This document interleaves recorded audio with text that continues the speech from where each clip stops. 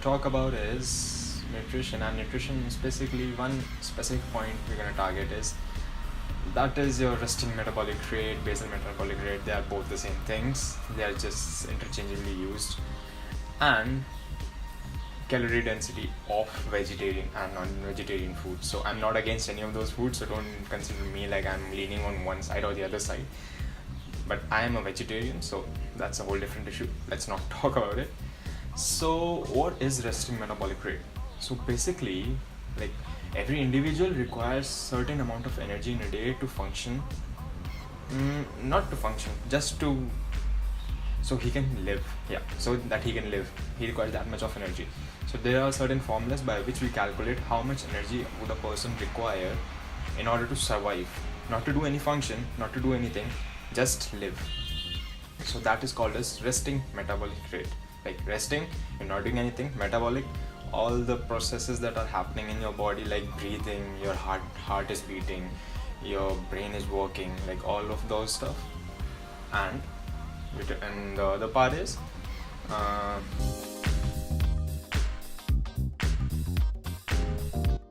you wake up from the bed and you don't do anything, you just sleep for 24 hours. So how much calories or energy your body would require in order to just survive and not do anything? So that's what resting metabolic rate is. So according to that, we decide how many calories you will require to function.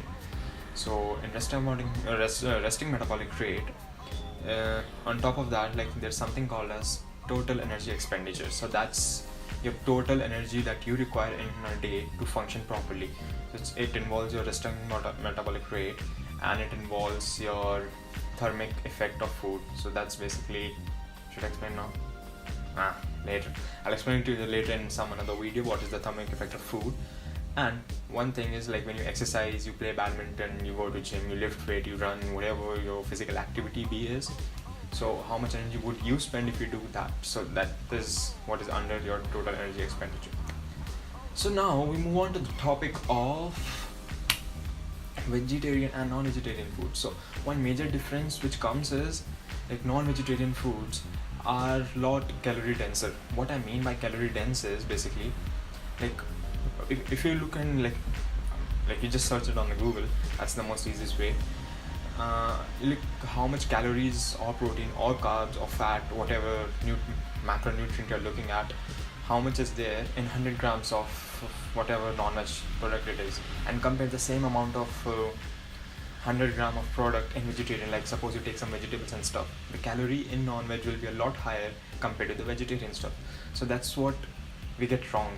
So what happens is, we'll go outside or even at home, we'll cook.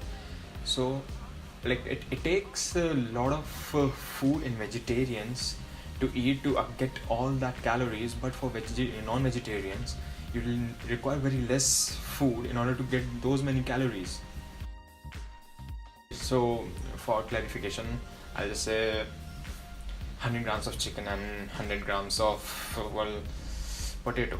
So 100 grams of potato and 100 grams of chicken, the 100 grams of potato will have less calories as compared to just those chickens. So you will have to eat more of potato in order to get the same amount of calories from your 100 grams. So does it make sense? I think so. Otherwise, go backwards and just check it out. It'll make sense. So yeah, that's it.